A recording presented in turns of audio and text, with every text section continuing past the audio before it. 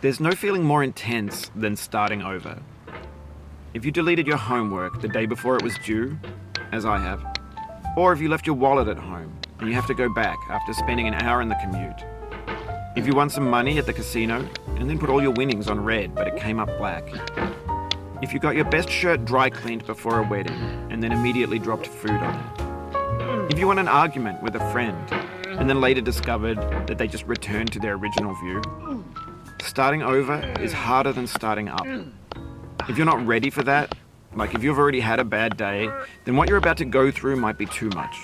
Feel free to go away and come back. I'll be here.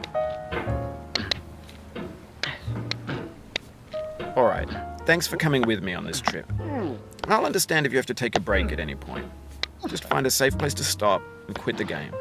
And don't worry, I'll save your progress, always, even your mistakes. This game is a homage to a free game that came out in 2002, titled Sexy Hiking.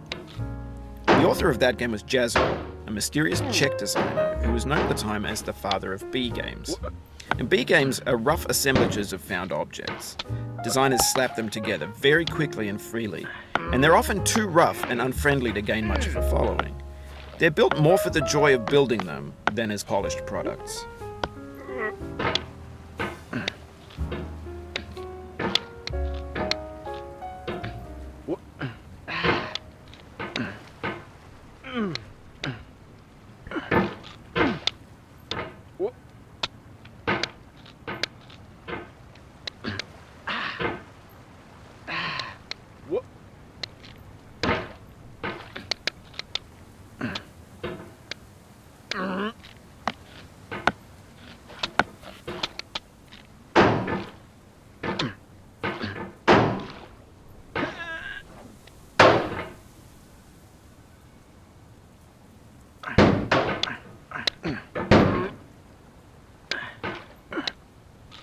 In a certain way, Sexy Hiking is the perfect embodiment of a B game.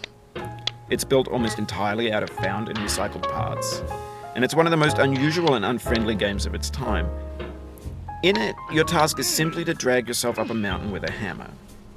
And that act of climbing, in the digital world or in real life, has certain essential properties that give the game its flavor. No amount of forward progress is guaranteed.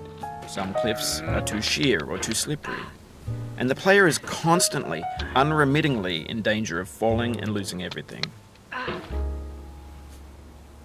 Anyway, when you start Sexy Hiking, you're standing next to this dead tree that blocks the way to the entire rest of the game. It might take you an hour to get over that tree, and a lot of people never got past it. You prod and you poke at it, exploring the limits of your reach and your strength, trying to find a way up and over.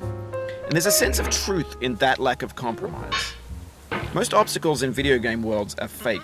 You can be completely confident in your ability to get through them once you have the correct method or the correct equipment or just by spending enough time. In that sense, every pixelated obstacle in Sexy Hiking is real.